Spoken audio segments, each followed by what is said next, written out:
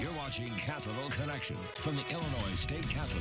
Welcome back. We turn now to House Republican and fiscal hawk, if there ever was one, David McSweeney from Barrington Hills. Thanks for joining us. Thanks for having me on, Mark.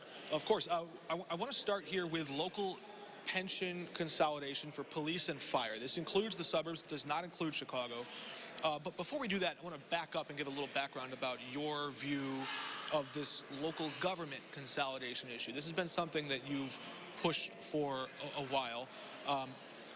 Why do you think it is that a representative from your part of the state, where there's a lot of overlap in counties and townships and cities that all touch each other, there's a lot of population there, why do you think that you were the person to push local government consolidation? When I ran in 2012, my main focus was on reducing property taxes. That's still my #1 objective. We're losing people in this state every day. We have the least friendly tax environment in the country, and we need to reduce property taxes. I think consolidation is a key to doing that. We have 7,000 units of local government. I passed a bill that applies to McHenry County as a start, as a first step that will allow townships to consolidate. We also need to allow school districts to consolidate it with voter approval. We have a system in the state that we should have all unit school districts, but we have K-8 schools, and we have high school districts. It's just double the bureaucracy, double the duplication in my view, and I believe that we need to reduce some of the administrative burden, and specifically I think consolidation allows that to happen with voter approval. With the understanding that the population centers that exist in the suburbs in Chicago, where there's just people living on top of people and they're everywhere, contrast that with the rural downstate part of Illinois that sometimes you drive through as you come down here. Do you think that there's a one-size-fits-all solution where you would just say, let's consolidate all school districts or all units of local government statewide, or do you think that in the rural parts of the state, some of those physical brick-and-mortar places have to exist to serve those smaller communities? It has to be subject to voter approval. There is no solution statewide. That's why what I want to do is give every township citizen, every school district taxpayer and voter the ability to vote on it. So I don't think there should be an elimination of townships. I don't think there should be a blanket requirement that all school districts are unit school districts, but I do think there should be the ability for citizens to vote on that, to put that on the ballot. In some areas of the state, that ability make exists. A lot of sense. That ability exists. It does not to be able to dissolve them. So specifically right now, to merge. Well, what I'm talking about in McHenry County, what we're doing is we're limiting the township and transferring the authority to the counties. That's happening in Sangamon County. But that's because it's coterminous. So we had to pass special legislation to allow that to happen in the 17 townships in McHenry County. Hopefully we can bring that statewide. So all I'm saying is that we should give voters the approval right on consolidation. It shouldn't happen automatically, and we should expand that beyond townships in the future. But all I want to do is give the ability to citizens to make that decision. And you think there's a direct link? If you do that, you'll be able to reduce the property taxes for people? In many areas, yeah. In some areas, no. Like you said, in some rural areas, townships make a lot of sense, and other forms of government make sense. But I think in total, if we're able to consolidate and voters approve that, I think it will save money in the long term and result in lower property taxes. You were able to pass that when Governor Bruce Rauner was in office, correct? And he vetoed it because Bruce Rauner was one of the biggest hypocrites of all time. He would say one thing about consolidation, and then he vetoed it at the end.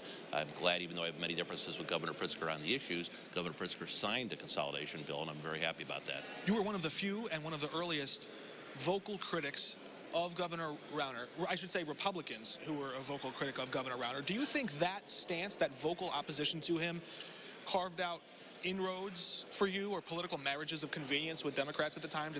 No, I think what happened is I spoke the truth about Bruce Rauner. He was a phony governor. He presided over the expansion of state spending, even though he shut down the government for 2 years. He never used this line item veto. He passed a bill that he signed that he was involved in that allows unlimited taxpayer funding for abortion. And frankly, one of the most disgusting things I saw was his control over Jim Durkin, the leadership, bought and paid for by Bruce Rauner, provided campaign money, provided the support. Durkin, Bill Brady, never stood up to Bruce Rauner, and I am absolutely proud of standing up to phony Bruce Rauner. He was a terrible governor. He wasn't a Republican. He was a Raunerite, and he was rejected by the people of the state.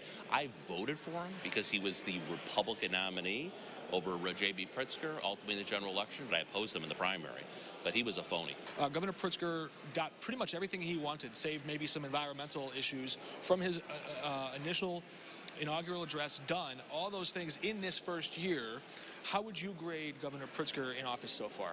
Well, I would give him a good solid D because of the focus on taxes and spending. So let me break this up into a couple different parts. Personally, I think he is a good person. I like him personally.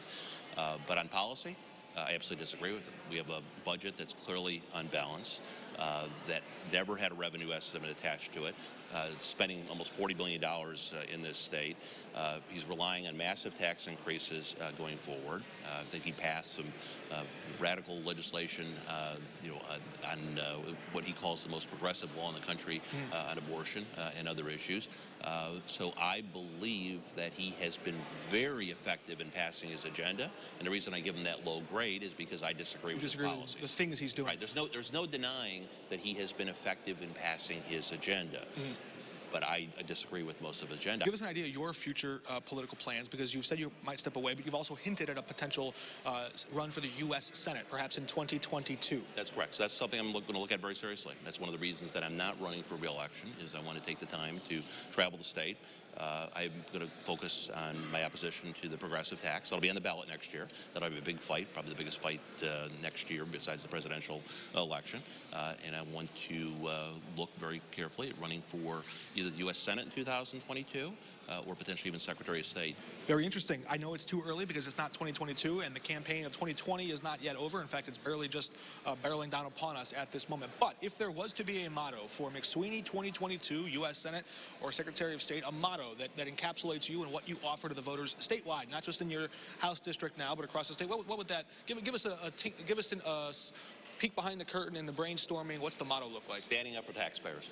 That's what I've been doing. There it is. Representative McSweeney from Barrington Hills, thank you for joining us. Anytime.